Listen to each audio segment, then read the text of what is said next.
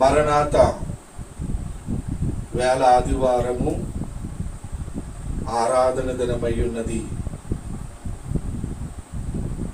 దేవుని వాక్యాన్ని మనము విందాము. పరిశుద్ధ గ్రంథము నుండి రాజుల మొదటి గ్రంథము 8వ అధ్యాయము 35వ వచనమును మనం చదువుకుందాం. రాజుల మొదటి గ్రంథము 8వ అధ్యాయము 35వ వచనాన్ని మనం చదువుకుందాము. మరియు వారు నీకు విరోధముగా పాపము చేసినందున ఆకాశము మూయబడి వర్షము లేక పోగా నీవు వారిని ఇలాగున శ్రమ పెట్టుట వలన వారు నీ నామమును ఒప్పుకొని తమ పాపములను విడిచి ఈ స్థలము తట్టు తిరిగి ప్రార్థన చేసిన ఎడల నీవు ఆకాశమందు విని నీ దాసులైన ఇశ్రాయేలీయులకు నీ జనులు చేసిన పాపమును క్షమించి వారు నడవవలసిన సన్మార్గమును వారికి చూపించి నీ జనులకు నీవు స్వాస్థ్యము ఇచ్చిన భూమి మీద వర్షము కురిపింపుము. ప్రార్థన. త్రియేక దేవుడవైన మా పరలోకపు తండ్రి, ఈ వాక్యమును మేము వివరించుకుంటూ ఉండగా ప్రభా, మాట్లాడినది మీరు కాదు, మీలో నుండి పరిశుద్ధాత్మ దేవుడు మాట్లాడునని బైబిల్ గ్రంథమందు సెలవిచ్చిన తండ్రి నీకు స్తోత్రములు. వాక్యమును మేము వివరించుకొనుచుండగా సహాయము చేయము. యేసయ్య పేరట వేడుకుంటున్నాము తండ్రి, ఆమేన్. ప్రభువునందు దేవుని ప్రియులారా, దేవనామమున మీకు శుభం కలుగునుగాక, ఆమేన్. బైబిల్ గ్రంథములో మనము చదువుకున్న వాక్యము రాజుల మొదటి గ్రంథము 8వ అధ్యాయము 35వ వచనము 36వ వచనాలు చూసినప్పుడు మనం చదువుకుని ఉన్నాము.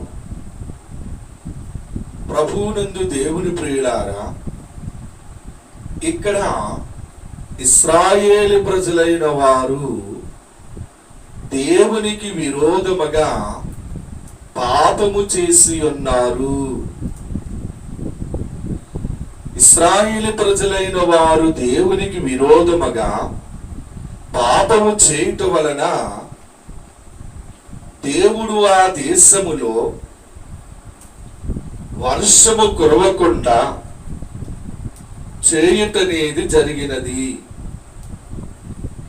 కనుక ప్రభువునందు దేవుని ప్రియులారా, వారు దేవునికి విరోధముగా పాపము చేసినందున ఆకాశము మూయబడి వర్షము లేకపోగా నీవు వారిని ఇలాగు శ్రమ పెట్టుట వలన వారు నీ నామమును ఒప్పుకుని తన పాపములు విడిచి ఈ స్థలము తట్టు తిరిగి దాసులని ఇశ్రాయేలీయులకు నీ జనులు చేసిన పాపమును క్షమించి వారు నడవవలసిన సన్మార్గమును వారికి చూపించి నీ జనులకు నీవు స్వాస్థ్యం ఇచ్చిన భూమి మీద వర్షము కురిపింపుము.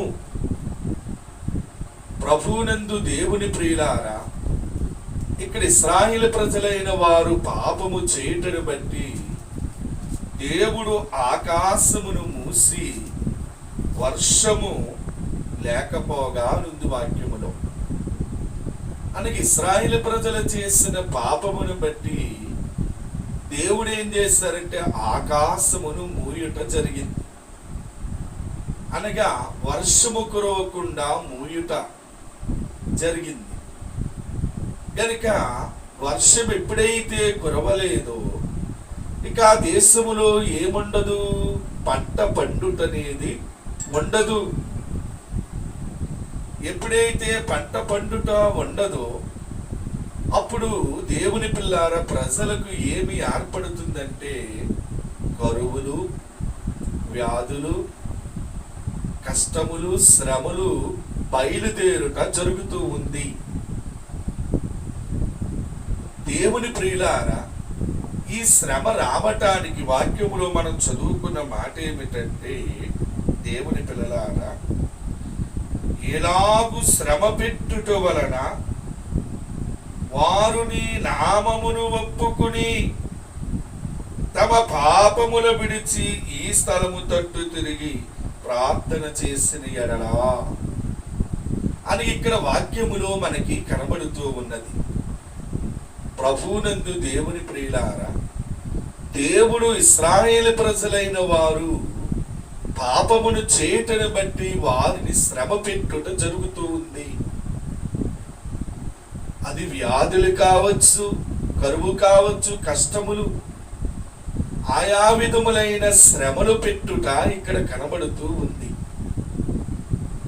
ప్రభువునందు దేవుని ప్రియులారా, అందుకు రాజైన సొలొమోను దేవుని ప్రియులారా దేవుని దేవాలయము తట్టు ఈ స్థలము తట్టు తిరిగి ప్రార్థన చేసిన ఎడల నీవు ఆకాశమందు విని వారి ప్రార్థన మరి దేవుని పిల్లారా నువ్వు విన్నప్పుడు తండ్రి ఈ జనులను చేసిన పాపము క్షమించి వారు నడవవలసిన సన్మార్గమును వారికి చూపించి అని వాక్యంలో కన్నా.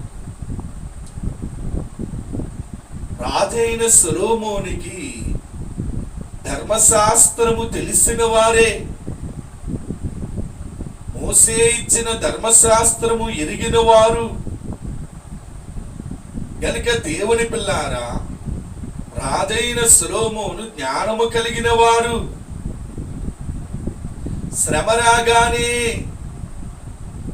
అసలు ఈ శ్రమ ఎందుకు వచ్చింది,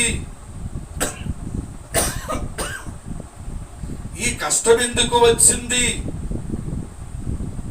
గనుక తాను గ్రంథాన్ని తీసి గ్రంథమును గ్రహించిన వారు గనక ప్రజలను గురించి ప్రార్థించటం మనకి కనబడుతూ ఉంది. బైబిల్ గ్రంథములో లేవీయ కాండము 26వ అధ్యాయము, లేవీయ కాండము 26వ అధ్యాయము 18వ వచనము. లేవీ కాండము 26వ అధ్యాయము 18వ వచనము. ఇవన్నీ సంభవించినను మీరింక నా మాటలు వినని ఎడల నేను మీ పాపములను బట్టి మరి 7 అంతలుగా మిమ్మును దండించెదను. మీ బల గర్వమును భంగపరిచి ఆకాశమును ఇనుము వలెను భూమి ఇత్తడి వలె ఉండజేసెదను. మీ బలము ఉడికిపోవును, మీ భూమి ఫలింపకుండును, మీ దేశ వృక్షములు ఫలమీయకుండును. మీరు నా మాట విననొల్లక నాకు విరోధముగా నడిచిన ఎడల నేను మీ పాపములు బట్టి మరి 7 అంతలకు మిమ్మల్ని బాధించదును. మీ మధ్యకు అడవి మృగములను రప్పించదును.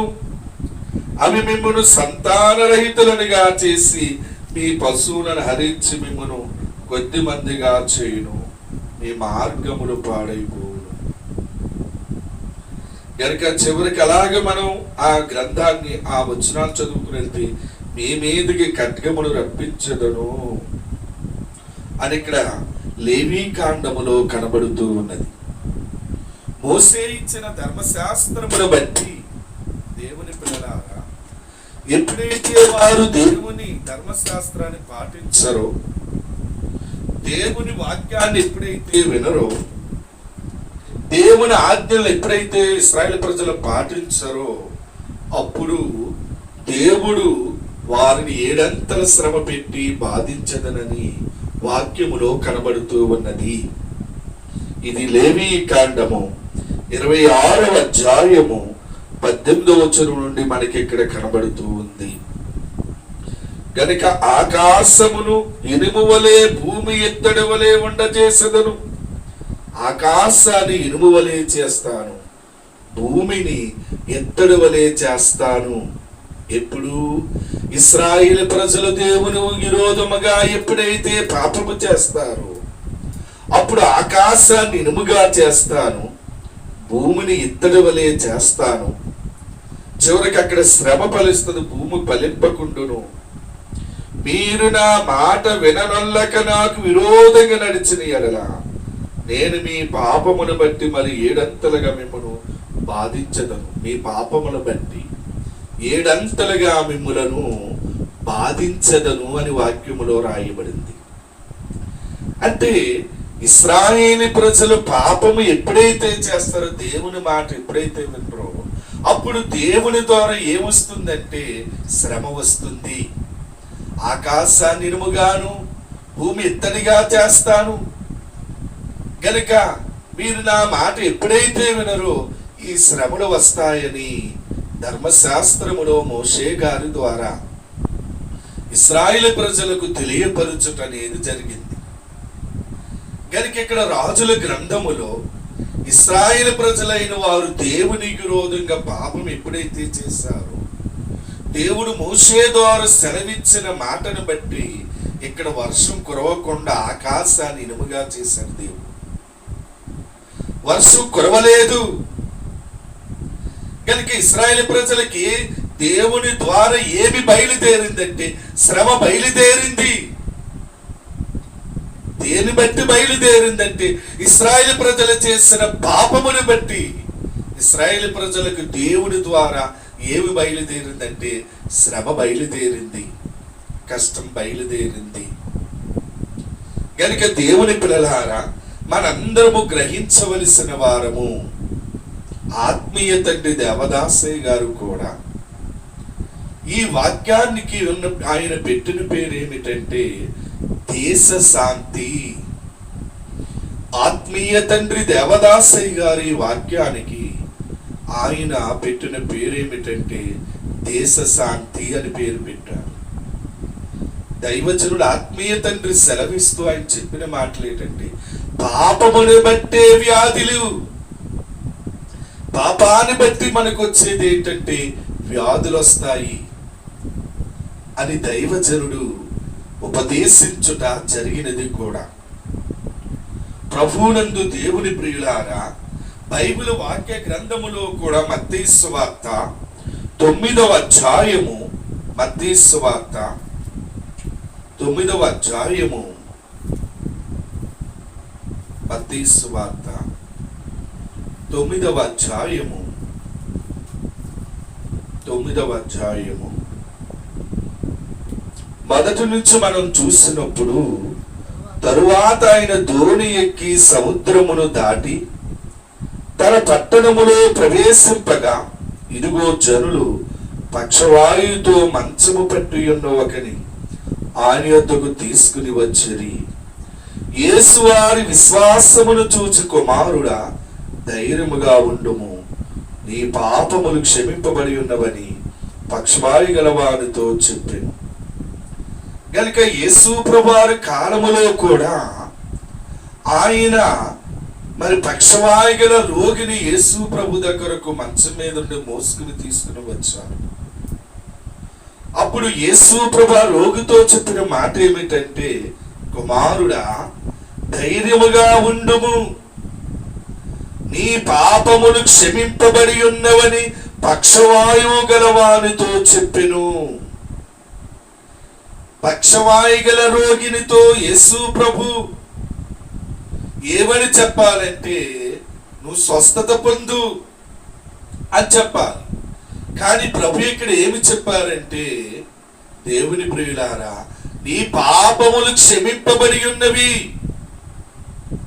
అని యేసు ప్రభు వారు ఇక్కడ చెప్పుట జరిగింది. తరువాత జరిగిన కార్యం ఏమిటంటే, పక్షవాయుగలలో నీ పాపము క్షమింపమని పక్షవాయుగల వానితో చెప్పెను. దేవుని పిల్లారా, తర్వాత అతడు మరి స్వస్థత నొందుట జరిగినది. అంటే అతనికి ఆ తెగులు దేని బట్టి అంటే పాపముని బట్టి ఈ వ్యాధి. గనుక దేవుని ప్రియులారా, నేటి దినములలో మనము గమనించినట్లయితే ఆత్మీయ తండ్రి దాసి ఇక్కడ చెప్తూ, దేవుని ప్రియులారా, అన్నిటికీ విరుగుడు ఏమిటంటే దైవ ప్రార్థనే అన్నారు అయ్యగారు. దీనికి విరుగుడేమిటి? దైవ ప్రార్థనే. దైవజనుడు దేవదాసయ్య గారు చెప్పిన మాట ఏమిటంటే, దేవుని ప్రియులారా, దీనికి విరుగుడు దైవ ప్రార్థనే అని చెప్పారు అయ్యగారు. అంటే అన్ని కష్టములకు విరుగుడు ఏమిటంటే ఒక్కటే, ఏమిటంటే అది దైవ ప్రార్థన. రెండవది దైవజనుడు చెప్పిన మాట ఏంటంటే, అన్ని దీవెనలకు ఒక్కటే దైవ ప్రార్థన. అన్ని దీవెనలు మనం పొందాలంటే ఒకటే ఏమిటి? దీవెనలు పొందాలంటే ఒకటే దైవ ప్రార్థన. అన్ని కష్టముల నుండి మనము విడుదల పొందాలంటే దైవ ప్రార్థన ఒక్కటే.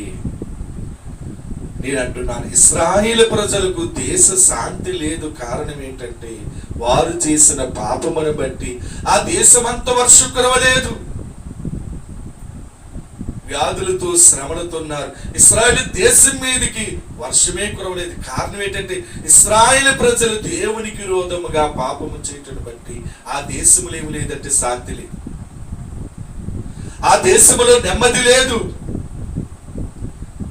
ప్రభువునందు దేవుని పిల్లలు, ఈ రాకడకి సమీపముగున్న ఈ దినములలో, ప్రస్తుతం మన దినములలో ఈ కరోనా వ్యాధిని బట్టి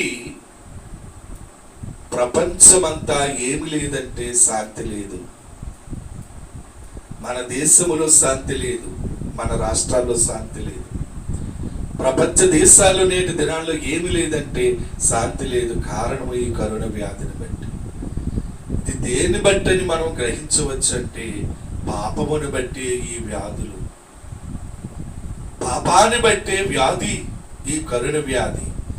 దీనికి విరుగుడేమిటి అని మనం గమనిస్తే, దేవుని పిల్లారా, దేవదాసి గారు చెప్పిన మాట, పాపమును బట్టి వ్యాధులు గనక దీనికి ఇరుగుడేమన్నారంటే దైవ ప్రార్థన ఒక్కటే. గనక మనం దీవెనలు పొందాలంటే దైవ ప్రార్థన ఒక్కటే. రెండు, ఆత్మీయ తండ్రి దేవదాసయ్య గారు చెప్పారు. దైవజనుడు దేవదాసయ్య గారు చెప్పిన మాట. గనుక అయ్యగారు కూడా పాటలలో మనం చూసినప్పుడు బహుగా ప్రార్థన చేయము, బహుగా ప్రార్థన చేయము.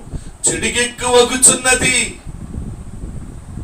చెడు ఎక్కువైపోతుంది. గనక ఏమి చేయాలి అన్నారంటే బహుగా ప్రార్థన చెయ్యండి, విసుగక ప్రార్థన చెయ్యండి అని పాటలో దైవజనుడు రాసి ఉన్నారు. కనుక ఈ కరోనా వ్యాధికి విరుగుడు ఏమిటంటే దైవ ప్రార్థన ఒక్కటే. గనుక దీని విషయములో దైవజనుడు చెప్పిన మాట అనగా అని అన్నాను, ఈ ప్రార్థన చేయవలసిన విధానములో రెండు ప్రధానమైన లక్షణాలు మనం కలిగి ఉండాలని దైవజనుడు దేవదాసయ్య గారు చెప్పిన మాట. ఒకటి ఏమిటంటే, ఈ ప్రార్థన చేసేటప్పుడు మనస్సులోని పాపములు, కష్టములు, కోరికలు అన్ని దేవుని ఎదుట చెప్పి ఒప్పుకొనవలెను. వ్యాధి కలిగినప్పుడు, ఈ కష్టములు కలిగినప్పుడు, ఈ వ్యాధులు వచ్చినప్పుడు మన పాపములన్నీ దేవునితో చెప్పుకోవాలి, దేవుని దగ్గర ఒప్పుకోవాలి అని దైవజనుడు చెప్పడం జరిగింది. మన మనస్సులో ఉన్న పాపములన్నీ దేవునితో చెప్పుకోవాలి, ప్రభువుతో చెప్పుకుని పశ్చాత్తాపపడి ఆ పాపములు విడిచిపెట్టాలి. రెండవది ఏమిటంటే, దేవుని ప్రియులారా, రెండవ మాట ఏంటంటే, దేవుని పిల్లారా, నా ప్రార్థనలన్నీ దేవుడు నెరవేర్చుచున్నారు అని విశ్వాసంతో నమ్మాలట. నా ప్రార్థన దేవుడు నెరవేర్చుచున్నారు అని మనస్సులో దృఢంగా మనం ఏం చేయాలంటే నమ్మాలి. ఉండాలటండి రోగికి. రోగం తగ్గిపోవాలంటే మనసులో పాపములన్నీ దేవునితో చెప్పుకోవాలి. ఒకటి. రెండవది ఏంటంటే దేవుని పిల్లారా, మనం చేస్తున్న ప్రార్థన దేవుడు నెరవేర్చారు అని విశ్వాసముతో దృఢ నిశ్చయముతో నమ్మాలి. ఇది రెండవ పని అన్నారు. అని చెప్తూ అయ్యారు అన్నారు, మనకి ప్రతి దినము 24 గంటలు ఉన్నవి. ప్రతిరోజు మనకు 24 గంటలు ఉన్నవి కనుక 24 గంటల సమయములో 1 గంట సన్నిధి చేస్తే, 1 గంట సన్నిధిలో మనం గడుపుట దైవ ధ్యానములుంటే మనకు శాంతి, కార్యము, సిద్ధి కలుగును, కలగక మానదు అన్నారు అయ్యారు. అంటే దేవుని పిల్లారా, 24 గంటలో 1 గంట సన్నిధి ధ్యానము చేస్తే, రెండవది ఏమిటంటే దేవుని పిల్లారా, ఆయన అయ్యారు అన్నారు, సన్నిధి చేస్తే మనకు ఖచ్చితంగా శాంతి కలుగుతుంది, కార్యము సిద్ధి కలుగక మానదు అన్నారు. అంటే దీన్ని బట్టి దేవదాసయ్య చెప్పిన ఈ మాటను బట్టి చూస్తే, నేటి దినాల్లో మనకి శాంతి లేదంటే దైవ సన్నిధి కొరత, సన్నిధి తక్కువయ్యింది అని గ్రహించవలసిన వారమేమో. కనుక దేవుని పిల్లారా, అంటే దైవ సన్నిధి కలిగి ఉండాలి. కనుక దైవజనులు చెబుతూ కూడా అన్నారు, ప్రతి కుటుంబములో కుటుంబ ప్రార్థన చేసి సన్నిధి చేస్తే ఆ కుటుంబంలో శాంతి కలుగుతుంది, ఆ కుటుంబములో కార్యములు సిద్ధి జరుగుతాయి అన్నారు. కనుక దైవ సన్నిధి ఉంటే శాంతి ఉంటుంది అన్నారు అయ్యారు, కార్యాలు సిద్ధవుతాయి అన్నారు అయ్యారు. బహుశా మనం ఎలాంటి శ్రమ వస్తుందంటే సన్నిధి లోపించింది. గనుక దేవుని పిల్లారా, దైవ సన్నిధి మనం చేస్తే ఖచ్చితంగా మనకి ఏం కలుగుతుందంటే శాంతి కలుగుతుంది, నెమ్మది కలుగుతుంటుంది. సంఘ బిడ్డలారా, ప్రభువునందు విశ్వాసులారా, అందరూ మీ కుటుంబ ప్రార్థనలో చేసి సన్నిధి చేస్తే మన ఇంటిలో శాంతి, నెమ్మది కలుగుతుంది. గనుక కుటుంబములో ఈ కష్టకాలములో, ఈ శ్రమ కాలములో, ఈ కరోనా వ్యాధి కొరకు మనం ప్రార్థన చేసి దైవ సన్నిధి కనిపెట్టినట్లయితే దీనికి ఇరుడు ఇదే మందు, దైవ సన్నిధి.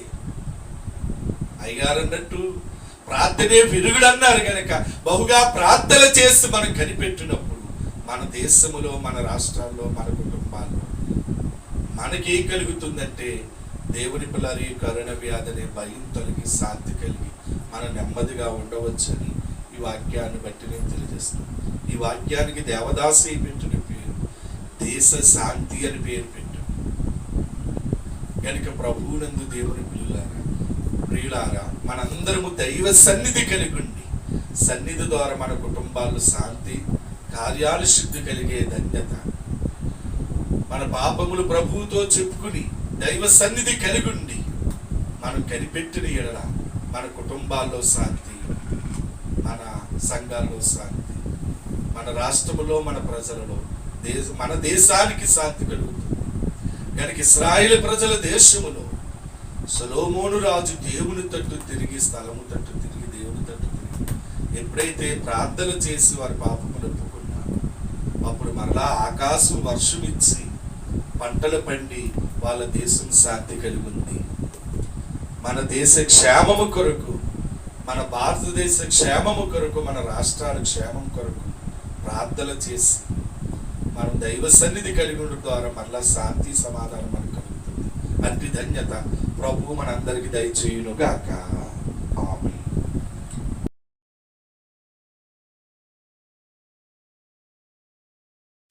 ముగింపు ప్రార్థన. త్రియేక దేవుడు అయిన మా పరలోకము తండ్రి, నిన్న వాక్యం అంతరంగములో బదలుపరచు, భద్రపరచు తండ్రి, వందనాలు. అలాగే తండ్రి, మా దేశములను కరోనా వ్యాధిని పూర్తిగా తొలగించి అందరినీ నాయన స్వస్థపరిచి కాపాడు, మా దేశాన్ని కాపాడు, ఆంధ్ర, తెలంగాణ రాష్ట్రాన్ని కాపాడి నీ కనుదృష్టి ఉంచి దీవించు నాయన. అలాగే మా మిషన్ అధికారులను, బేతేలు గృహవాసులను తండ్రి, అధికారులందరినీ ప్రభా పేరు పేరున దీవించి మిషన్లో ఉన్న అందరిని పని వారిని కాపాడి స్వస్థత ఇవ్వండి. అనారోగ్యాలుతున్న బిడ్డలను ముట్టుకుని నువ్వు స్వస్థత ఇవ్వండి. విదేశాలను మా కుమార్తెలు ముట్టుకుని కుమారులు ముట్టుకుని ఆరోగ్యవంతులుగా చేసి ఏ బలికీరితే తగిలట్టకుండా కాపాడు. పిఠాపురం సాలే ప్రార్థన మందిర శ్వాసలు నాయన జగేచరు సెయింట్ దేవదాసు ప్రార్థనా మందిర శ్వాసలను తండ్రి, అలాగే ప్రభు పట్టణ వాసులు ముట్టుకుని నువ్వు స్వస్థత దయచేయి. చిత్రాడు బీతీలు ప్రార్థనా మందిర శ్వాసలను ఆయన పేటవారిని కాపాడి స్వస్థత తండ్రి వందనాలు. అలాగే ప్రభు విసి కాలనీ ఒలీవల ప్రార్థనా మందిర శ్వాసలు కాపాడు తండ్రి నీకు వందనాలు. అలాగే ప్రభు మతుకు మిల్లి సంఘ బిడ్డలందరికీ ఆరోగ్యమునిచ్చి అందరి క్షేమం ఉండేటట్లు చేయండి. కరోనా వ్యాధిని బట్టి నిద్రించిన బిడ్డలను ముట్టుకుని వాదార్చి ఆదరణ దయచేయండి ప్రభు. ఆయన అన్ని సంఘాలను బిడ్డలను ముట్టుకుని స్వస్థత పేరు పేరుని దీవించి ఘనత పొందు యేసు నామమును వేడుకుంటున్నాం తండ్రి, ఆమేన్. పరలోకమందున్న మా తండ్రి, నీ నామం పరిశుద్ధపరచబడును గాక, నీ రాజ్యం వచ్చును గాక, నీ చిత్తము పరలోకమందు నెరవేరుచున్నట్టు భూమి యందు నెరవేరును గాక. మా అనుదినాహారము నేడు మాకు దయచేయి. మరల అపరాధము చేసిన వారిని మేము క్షమించిన ప్రకారం మా అపరాధం క్షమించు. మమ్మల్ని శోధంలోనికి తేక కీనుడి తప్పించండి. రాజ్యము శక్తి మహిమ నిరంతరం తండ్రి, ఆమేన్. ప్రభు యేసు రక్తం జయము అపవాదికి ఎదురై, ప్రభు యేసు రక్తమునకు జయము అపవాదికి ఎదురై, ప్రభు యేసు రక్త సంపూర్ణ విషయం అపవాదికులకు అంతకారణాశ. హల్లెలూయా హల్లెలూయా, స్తోత్రం స్తోత్రం స్తోత్రం. ఆమేన్ ఆమేన్ ఆమేన్. యెహోవా మిమ్మును ఆశీర్వదించి కాపాడును గాక. యెహోవా తన సన్నిధి కాంతి మీ మీద ప్రకాశింపజేసి మిమ్మును కరుణించును గాక. యెహోవా తన సన్నిధి కాంతి మీ మీద ఉదయింపజేసి సమాధానము దయచేయును గాక. ఆమేన్. మన ప్రభువైన యేసుక్రీస్తు కృపయు తండ్రైన దేవుని ప్రేమ పరిశుద్ధాత్మ తండ్రి అన్యోన్య సహవాసం సదా మీ అందరికీ తోడై కాపాడును గాక.